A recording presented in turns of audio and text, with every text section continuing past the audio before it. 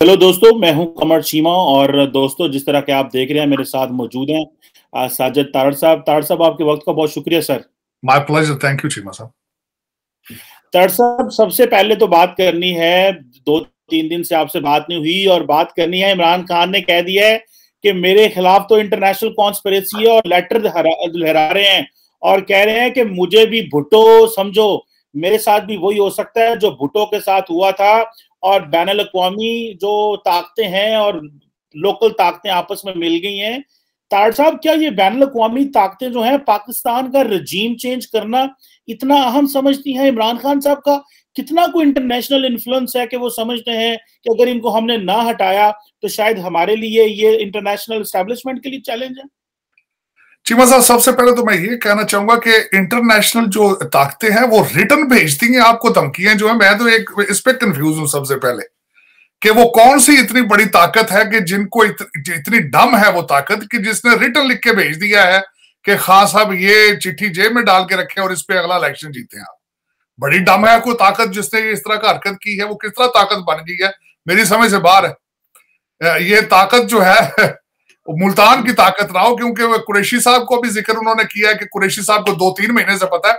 यहाँ पे ये जरूर अर्ज करना चाहूंगा कि आपके इंटीरियर मिनिस्टर साहब जो है अपना शेख रशीद साहब ने डिनाई कर दिया। उन्होंने कहा मुझे इसके बारे में कोई इल्म नहीं था।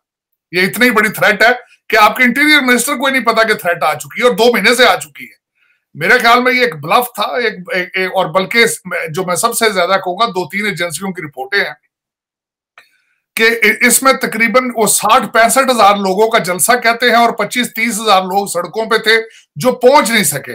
लेकिन जो आए हैं वो मायूस गए हैं और पूरा पाकिस्तान मायूस है, क्योंकि इन्होंने वो ठुस कर दी। बिल्कुल इन्होंने बिल्कुल कुछ भी गुब्बारे से हवा निकाल दी, या तो डर के किसी धमकी से डर गए हैं।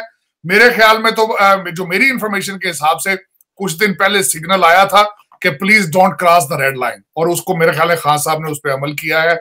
और ऐसा कोई ब्लंडर पब्लिक में नहीं किया ऐसा कि जिस पे इदारे भी शर्मिंदा होते। और खान साहब तो खैर वैसे ही हैसियत कोई नहीं है।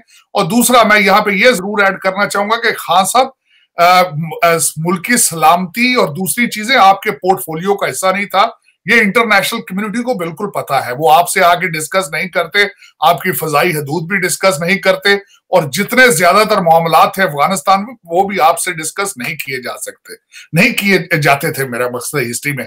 तो ये आपने जो एक खाली लिफाफा जो है हवा में लहराया है, आज बहुत से लोग मेरे साथ ये कह रहे हैं पाकिस्तान में कि वो एक खाली लिफाफा ही था। इन्होंने बल्कि मायूस किया है लोगों को। अब ये, और इसी मायूसी की बेस पर लोग ये कह रहे हैं ये पीटीआई का आखिरी जलसा था। अब उसके बाद जो इस वक्त बकरा मंडी तैयार हो चुकी है, आज मंडे को मंडी लग चुकी है और उसमें बोलियां शुरू हो रही है, लोग बकरों के वजन चेक कर रहे हैं, सारा कुछ हो रहा है। उसकी जो ताजा तरीन हालात वो ये थे कि परवेज लाई साहब को अगले दिन, जो मेरी इंफॉर्मेशन के हिसाब से अगले दिन जो नून लीग और अपोजिशन की पार्टियां मिली थी चौधरी परवेज लाई से, तो उन्होंने उसमें वजीर आला पंजाब का कोई जिक्र नहीं किया था, जिस पे वो थोड़े से डिसअपॉइंटेड थे। उन्होंने क्योंकि जरदारी साहब इसमें जामन थे, फिर जरदारी साहब से जब राब्ता किया उन्होंने कहा इन्होंने तो हमसे कोई बात नहीं की। तो जरदारी साहब ने मौलाना फजलुर रहमान साहब के जरिए नवाज शरीफ साहब को फोन कराया और अभी तक उस जवाब का वेट कर रहे थे। लेकिन उससे पहले खान साहब ने उस पे चाल चली है और उनको ऑफर कर दी है। लेकिन उसके अंदर आपको पता है काफ लीग के अंदर इंतशार शुरू हो चुका है।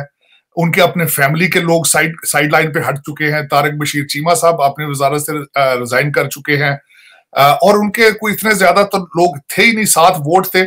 अब देखें उसका इम्पैक्ट क्या होता है। लेकिन इस पे तशवीशनाक चीज एक और आज सामने आ रही है कि इन्होंने MQM को एक वजारत जो है आबी वसाइल या समुद्री वसाइल, कोई इस तरह की मैरी टाइम की वजारत ऑफर की है। अब देखें वो किस चाल पे चलते हैं। लेकिन ये मैं यहाँ पे ये कहना चाहूंगा कि ये पीटीआई के लोग जिस तरह पहले गालियां निकाल रहे थे लोगों को कि वो लोगों ने पैसे ले लिए, लोग हमें छोड़ के जा रहे हैं, ये बेजमीर हो चुके हैं, नौज बिल्ला ये इस्लाम के खिलाफ है, तो खुद क्या कर रहे हैं ये? अगर पूछा जाए आप जो वजारतें दे रहे हैं, आप जो अपनी हुकूमत बचाने के लिए पूरी पंजाब की सियासत आप काफ लीग के हवाले कर रहे हैं, तो आप क्या कर रहे हैं? पैसे देने में, पैसे दे के वोट लेना, टिकट दे के वोट लेना या वजारतें दे के वोट लेना, किसमें कितना फर्क है? अब अमर बिल मारूफ अब यहाँ पे बिल्कुल ठीक चल रहा है। यहाँ पे मेरा तो ये क्वेश्चन मार्क कि आपने एक ऐसा प्रचार शुरू कर दिया इस्लाम का और उसकी खुद ही खिलाफी। आपको पूछने वाला, आप समझते हैं आपको पूछने वाला कोई नहीं है। आप इस्लाम के और मदीना की रियासत के बिल्कुल वाहिद आप ठेकेदार हैं। बल्कि चीमा साहब, मैं कहूंगा जो आपका आर्टिकल मैंने जो लिखा आपने तो उसमें बिल्कुल सही लिख दिया कि how Imran Khan has travel from new Pakistan to a religious state. बल्कि मैं उसमें एक और चीज आगे जाऊंगा, मैं कहूंगा ये जलसा जो इन्होंने किया था ये सियासी जलसा नहीं था, ये मजहबी जलसा था। जो पोस्टर ला के आपने लोगों को इकट्ठा किया, जिस तरह आपने फरमाया कि खुदा की तरफ से ये इशारा आ चुका है कि आप इस जलसे में आए, तो ये सियासी जलसा नहीं था, ये मजहबी जलसा था। तो खुदा रहा इस तरह की चीजों से इज्तनाब करें। खान साहब, आग से ना खेलें। इसका जो जियाउल हक साहब ने मुजाहिदीन का हमारे पाकिस्तान को एक टीका लगाया था, अभी तक हम उसको भुगत रहे हैं, अभी तक। बल्कि यहाँ पे तो मैं समझता हूँ टीएलपी के जो रिजवी साहब हैं, जूनियर रिजवी साहब, उन्होंने तो बड़ी स्ट्रॉन्ग स्टेटमेंट दी है खान साहब के हवाले से कि खबरदार कि आप इसके ठेकेदार बनने की कोशिश की आपने, इस्लामोफोबिया और ये वो, आप अपनी असेंबली के अंदर रेजोल्यूशन पास नहीं करा सके फ्रांस के खिलाफ, और फ्रांस में हमारे साथ आपने धोखा किया, उनकी स्टेटमेंट आ चुकी। लेकिन इसमें चीमा साहब, मेरे ख्याल में जो मैं एज ए पाकिस्तानी अमेरिकन जो सोच रहा हूं, चाहे कुछ भी हो, जिस तरीके से ये मंडी लग चुकी है इस्लामाबाद में डॉलरों की, वजारतों की और सब चीजों की, इसमें अगर देखा जाए तो पाकिस्तान का क्या फायदा है? पाकिस्तान का कोई फायदा नहीं इसमें, बल्कि नुकसान है। उसकी वजह यह है कि दुनिया तमाशा देख रही है कि दुनिया की वाहिद एटॉमिक पावर जो है वो कितनी अनस्टेबल है, वो कितनी सियासी तौर पर नापुख्ता है, और आपके एटॉमिक एहसासे जो है वो कितने वनरेबल हैं। ये सिग्नल जा रहा है इस वक्त वेस्टर्न सिविलाइजेशन को, और खासकर इसको आगे फ्यूचर में एक्सप्लोर किया, इसको यूज किया जाएगा एज ए टूल कि how immature they are, how these assets are not safe, not in safe hands. और अगर हैंड्स में है तो रेडिकल्स के हैंड्स में है, अमर बिल मारूफ के हैंड्स में है। ये एक तासर जाएगा, लोग इन चीजों को डिस्कस करेंगे आगे फ्यूचर में। तो ये आप आग से खेल रहे हैं, आप पाकिस्तान का कोई फायदा नहीं कर रहे हैं, पाकिस्तान का नुकसान कर रहे हैं, मेरी नजर में। बिल्कुल, आपने सर ये एक ओपनिंग स्टेटमेंट दी। सर हमारे बड़े अच्छे दोस्त हैं कामरान साहब, उन्होंने एक ट्वीट की और उन्होंने कहा जी कि जो हमारी इंफॉर्मेशन मिनिस्ट्री है उन्होंने एक स्टेटमेंट जारी किया और कहा है कि इमरान खान जो लोकल और इंटरनेशनल एस्टैब्लिशमेंट है उसको एक्सपोज करना चाह रहे हैं।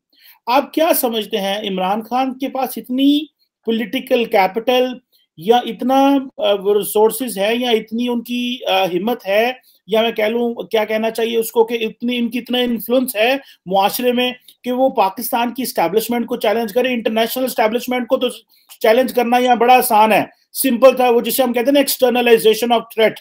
आप थ्रेट को कह दो जी मुझे बाहर से खतरा है, लोग कहेंगे लो जी पहले भी, क्योंकि माजी में चीजें होती रही हैं तो अभी भी वही चल रहा है, वही डॉलर आ रहे हैं, वही आ रहे हैं।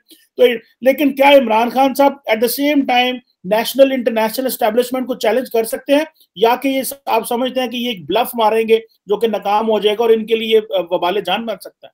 बन चुका है चीमा साहब, बल्कि उसकी वजह यह है कि वो थोड़े से न्यूट्रल हुए हैं तो केपीके इनके हाथ से निकल गया, थोड़े से न्यूट्रल हुए हैं तो इनको टीएलपी के साथ सीटें रीएडजस्ट करने की जरूरत महसूस हो गई है। वो थोड़े से न्यूट्रल हुए तो जान के लाले पड़ गए हैं।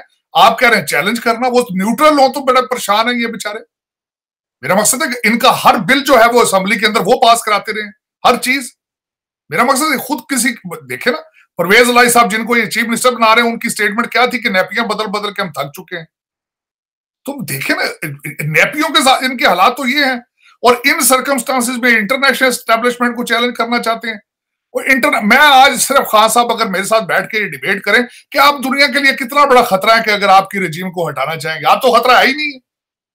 बल्कि आपको, और मजे की बात है, अभी मैं एक टीवी चैनल पर देख रहा था, एक बड़ा सीनियर इनका पीटीआई का बंदा जो है बार बार कह रहा था देखें खान साहब ने आजाद और खुद मुख्तार फॉरेन पॉलिसी जो है वो लेकर आ गए, और खुदा दा ना लो यार, किस मुल्क के कदमों में आप नहीं पड़े हुए हो? चाइना से उठते हो तो रशिया में जाके मिन्नतें करते हो पैसों के लिए। आईएमएफ का पैकेज अभी तक पड़ा है, लेजिस्लेशन आपने आईएमएफ को अकोमोडेट करने के लिए कर ली है, तो आपकी कहां इंडिपेंडेंस है, कहां आपकी हर चीज। मैं हमेशा ये कहता हूं जब तक आप माशी तौर पर खुद मुख्तार नहीं होंगे, आपकी फॉरेन पॉलिसी आजाद नहीं हो सकती, बिल्कुल नहीं हो सकती। ये 2+2=4 ये एक सिंपल फार्मूला है, लेकिन इन लोगों को समझ नहीं आती, लोगों को बेवकूफ बनाया। कि जी मैंने आजाद और खुद मुख्तार देखे, मैंने जी पाकिस्तानी पासपोर्ट की कितनी इज्जत बढ़ा दी है। आपने किया क्या उसके लिए? मुझे एक बात अभी तक बताएं, पाकिस्तान के लिए अभी तक आपने क्या डिलीवर किया? कितनी जाबें डिलीवर की हैं? कितने मंसूबे आपने डिलीवर किए हैं? आपने करप्शन के अलावा कुछ भी नहीं किया। और मैं चीमा साहब एक और चीज प्रेडिक्ट करूं आपको, आगे फ्यूचर में आने वाले दिनों में करप्शन और बढ़ेगी। उसकी वजह ये होती है जब लोगों को पता चल जाए कि हुकूमत कमजोर है, हुकूमत लाचार है, वो करप्शन की आखिर कर देते हैं, वो उसमें और ज्यादा तेजी आ जाती है। करप्शन में मजीद आएगी आने वाले दिनों में। और ये खास साहब बिल्कुल मैं समझता हूं इतने सेल्फिश हो चुके हैं कि अपनी हुकूमत के लिए, मैं जिस तरह पहले कई दफा मैंने कहा कि अगर मैं नहीं तो कुछ भी नहीं, बिल्कुल खास साहब ये पाकिस्तान की सालमियत के लिए खतरा है कि आप जिस तरीके की सियासत कर रहे हैं, जिस तरीके से वजारतें दे देकर आप लोगों को इकट्ठा कर रहे हैं, खास साहब पाकिस्तान के हक में ये चीजें नहीं है। आपको चाहिए था कि आप घर चले जाते और अगले इलेक्शन का इंतजार करते। ये यकीन करें, अगर आपको मशवरा देने वाला कोई अच्छा आदमी हो तो यही मशवरा दे कि you will become an hero after spending a year at home. क्योंकि मुस्लिम लीग और नून लीग और पीपल्स पार्टी ने सारी ने फिर दोबारा आके उसी तरीके से एक दूसरे के साथ झगड़े करके नौयत खराब कर लेनी थी। और दूसरा, इस वक्त अगर देखा जाए तो उनके पास कौन सा फार्मूला है महंगाई कम करने के लिए? कुछ भी नहीं उनके पास भी। इस वक्त सोल्यूशन पाकिस्तान का सिर्फ ये है कि शफाफ इलेक्शन हो और अदारे न्यूट्रल रहें और शफाफ इलेक्शन हो। इसके अलावा कोई तीसरा सोल्यूशन नहीं है इस वक्त। और अगर जितनी इसमें डिले करेंगे चीमा साहब, उतना पाकिस्तान का नुकसान होगा। बिल्कुल ठीक है। तट साहब एक बात बड़ी की जा रही है, मैं भी थोड़ी देर पहले एक इंडियन टेलीविजन पे बैठा हुआ था, वो हमें बात कर रहे थे। खैर वहां पे क्या मसला है वो एक और चीज है। वो कह रहे थे देखिए आपका वजीर आजम जो है वो ऑपोजिशन को कहता है चूहा, वो उनको कहता है चेरी ब्लॉसम, वो उनको कहता है डीजल, वो उनको गालियां देता है। जब आप ऑपोजिशन में होते हैं तो आपकी जुबान और तरह की होती है, जब आप वजीर आजम में होते हैं किसी मुल्क के, आपके एक कॉन्स्टिट्यूशन रोल है, आपकी जुबान एक और होती है। इमरान खान साहब ने ये जो बदतमीजी का कल्चर है, इसका क्या पाकिस्तान की यूथ को नुकसान हो सकता है? क्योंकि इस वक्त डीजल, चेरी ब्लॉसम से मुराद यही है ना कि जी ये सियासतदान जो है वो फौज के बूट पॉलिश करते हैं, वो उनको इल्जाम देते हैं, वो उनको देते हैं। तार साहब ये जो नेमिंग एंड शेमिंग है, इससे कितना को नुकसान हमारे मुआशरे को, हमारी यूथ को, और इसमें अदम तशद्दुद कितना को बढ़ सकता है, क्या नुकसान हो सकता है? और ये इनको कोई है समझाने वाला? मैं कहता हूं, बल्कि मैंने आपको शायद पहले बताया था चीमा साहब एक दफा कि मेरे जो इंफॉर्मेशन के, मेरी जो अपने सोर्सेज के लिहाज से कहते हैं जितना ज्यादा को बदतमीज इनका एडवाइजर होता है वो खान साहब के उतने करीब होता है। ये इनका मयार है। ये रियासत मदीना के जो वाहिद ठेकेदार हैं, इनका स्टैंडर्ड ये है। आज तक किसी ने, मैं कहता हूं रमेश कुमार के तजलील के ऊपर इन्होंने कोई सारी नहीं कहा। इन्होंने मेरा बस खान साहब को चाहिए था उस पर क्लैरिफिकेशन करते। वो हमारी माइनॉरिटी का एक लीडर है, हमारा वो रिप्रेजेंट करता है, और उसके खिलाफ ऐसे अल्फाज उन्होंने इस्तेमाल किए कि जिसपे मैं कहता हूं आप बच्चों के साथ टीवी नहीं देख सकते।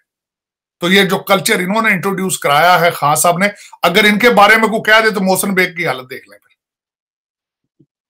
उनके ऊपर केस लाहौर में बाद में दर्ज हुआ है, उनके घर घुस के उसके बीवी बच्चों को अगलों ने, मेरा मकसद इबरत का निशान बना दिया। या तो फिर अगर आप खुद बातें करते हैं तो खुद भी फिर हौसला रखें।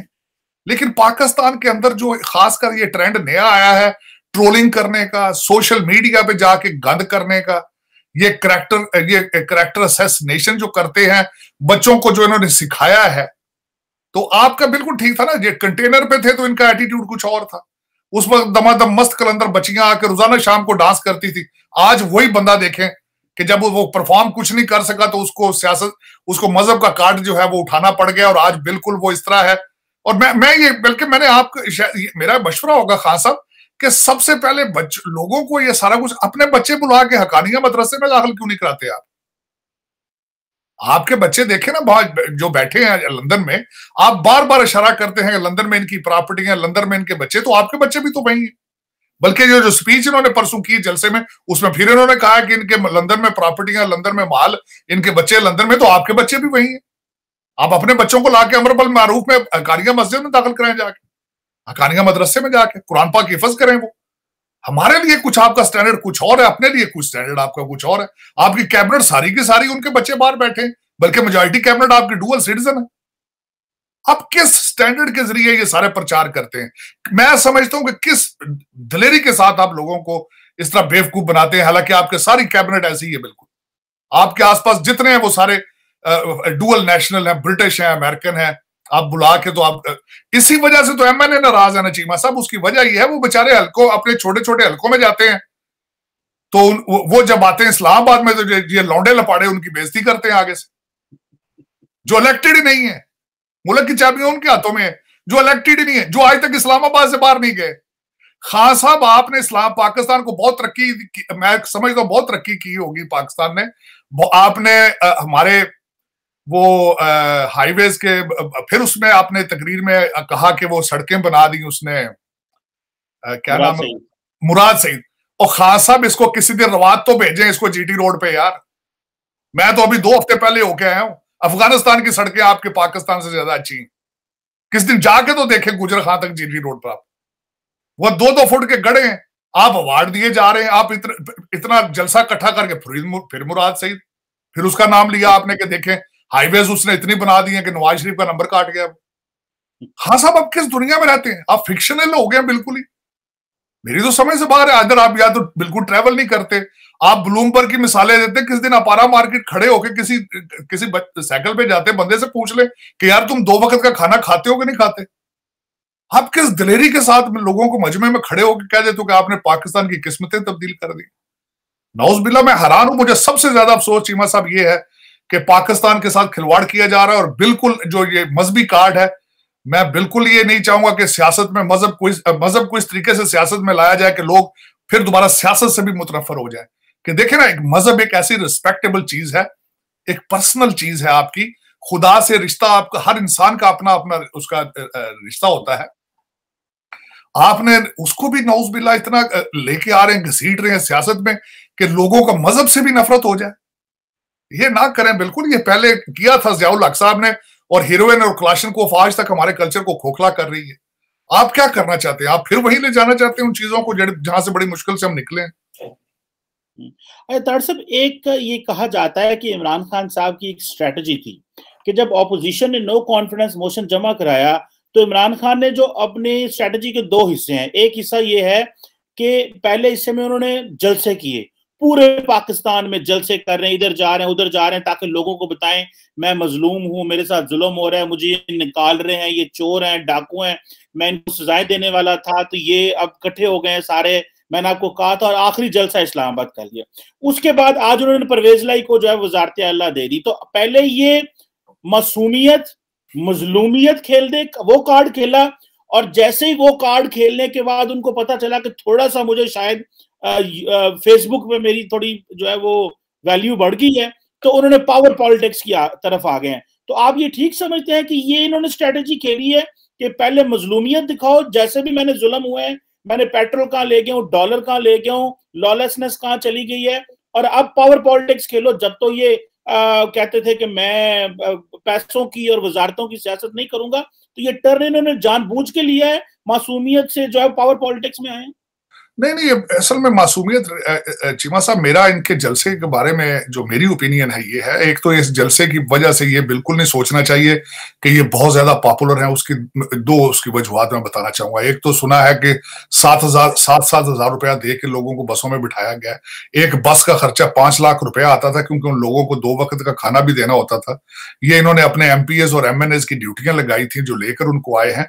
वो लोगों को जबरदस्ती बेचारों को लेकर आते हैं। उनमें से हार्डली इस जलसे में 10% ऐसे लोग होंगे जो तहरीक इंसाफ की ओरिजिनल चीजों पे बिलीव करते हैं या हार्डकोर इनके सपोर्टर हैं।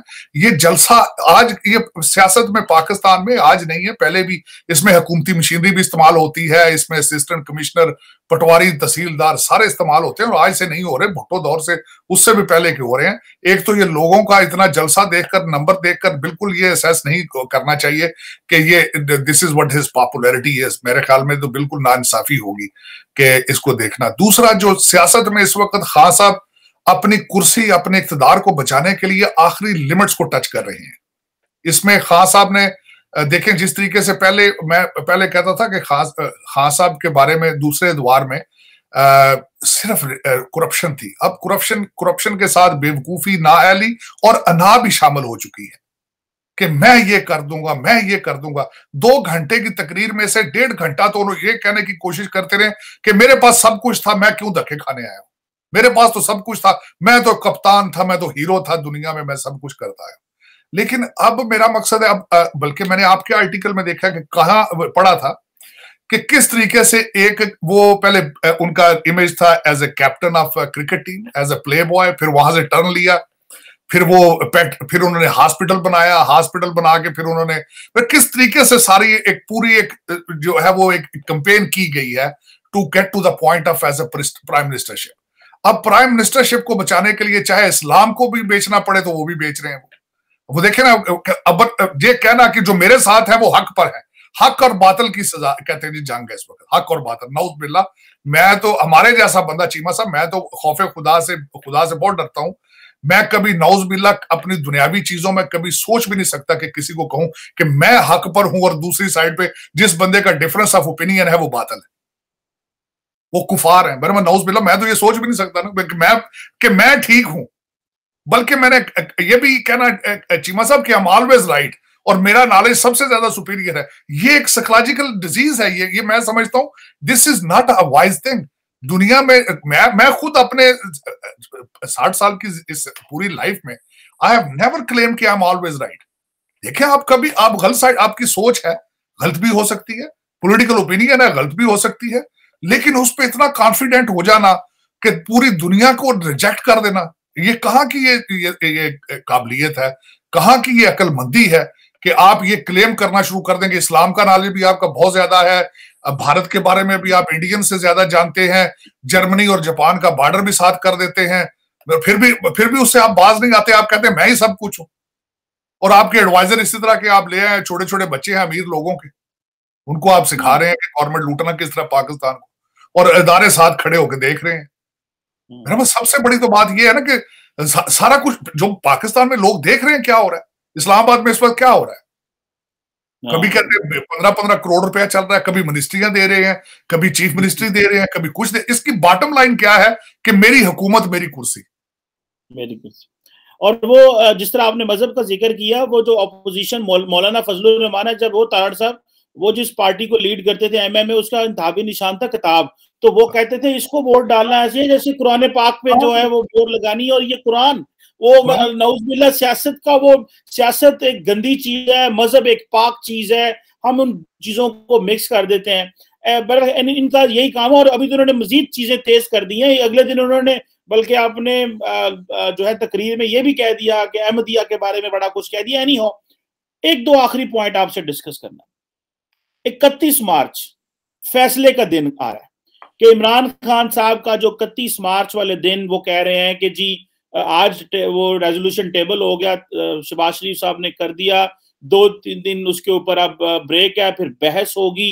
31 को शेख रशीद साहब भी कहते हैं फैसला है।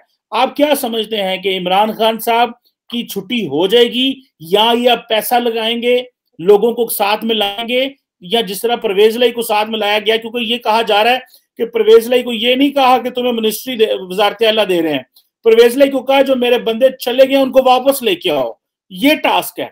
आप समझते हैं 31 को इमरान खान साहब फारग हो जाएंगे? क्योंकि अब एक हिजान सी कैफियत है, कोई पता नहीं चलता केड़ा किस नकल होता है। चीमा साहब, इखलाकी तौर पर जब इनके खिलाफ तहरीके अदम एतमाद पेश हुई थी, उस दिन से इनको इखलाकी तौर पर इनका कोई जवाब नहीं रहता कि ये ओआईसी में जाके स्पीचें देते और एज ए प्राइम मिनिस्टर ये सारा कुछ ये करते। इनको चाहिए था उस दिन शाम को रिजाइन कर देते और ये उसके बाद में सारी चीजें होती, क्योंकि people have rejected you, people have no confidence on you.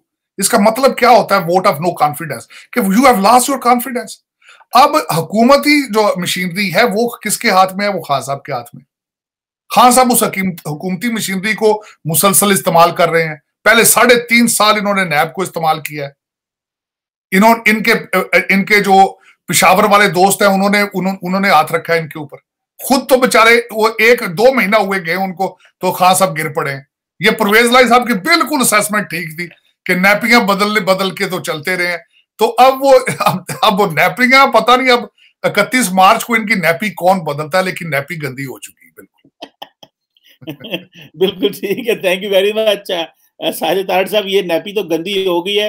अल्लाह करे पाकिस्तान के अंदर स्टेबिलिटी आए, पाकिस्तान के अंदर एक पॉलिटिकल कोहेजन आए, वरना ये जो एलीट की लड़ाई है तारड़ साहब, ये एलीट है, ये 100 200 400 बंदा, ये एलीट है, ये उनकी लड़ाइयां, और ये हमें आवाम को रुकेत दी है इन्होंने। बिल्कुल, उसमें चीमा साहब आखिरी चीज ये है कि कोई भी मुल्क जो जिस तरह का आपका वैसे आपका बन तो स्टेटस यही चुका है कि अफगानिस्तान और नाइजर की तरह, लेकिन अगर मैं ये कहूं जिस तरह मैंने कहा कि दुनिया की वाहिद इस्लामिक एटॉमिक पावर जो है वो इस तरह के बललियां वो अफोर्ड नहीं कर सकती, इस तरह के मजाक जो आजकल इस्लामाबाद में हो रहे हैं वो अफोर्ड नहीं कर सकते। और आप एक ऐसा मुल्क है कि जो फैटफ में पहले ही घिरा पड़ा है, जो पहले ही क्वेश्चनेबल चीजें हैं, और वहां पे आप क्या सिग्नल भेज रहे हैं इंटरनेशनल कम्युनिटी को कि how mature you are politically, और यहाँ पे इस वक्त you are leaderless, you are prime minister less, आप इस वक्त घंटों के हिसाब से चल रहे हैं कि पता नहीं क्या बनना है आपकी किस्मत का। अफसोस की बात है कि बजाय इनकी तवज्जो इकानमी पे होती, अफसोस की बात इनकी तवज्जो फॉरेन पॉलिसी पे होती, लेकिन इन्होंने इनकी सबकी लड़ाई पैसों की है, इक्तदार की है। और जो भी आएगा मेरे ख्याल में, ये मैंने पहले भी कहता रहा हूं कि यही लोग, ये परवेज मुशर्रफ साहब की जो कैबिनेट है उसकी मिलती जुलती मिसाल थी ये, यही लोग वापस जाएंगे, फिर जीत कर आएंगे, फिर लूटेंगे, मेरा मतलब फिर खाएंगे। मेरा मतलब 74 साल अभी तक कहते हैं कि there is no relief in sight, अभी तक इसमें अभी तक उम्मीद की रोशनी या किरण नजर नहीं आ रही, अभी तक गहरे बादल हैं, और इस्लामाबाद जो है वो हर घंटे बाद अपना रंग तब्दील कर रहा है। बिल्कुल ऐसे ही है। Thank you very much Tarar साहब for your time and for your valuable analysis. बड़ी मेहरबानी। पाकिस्तान जिंदाबाद।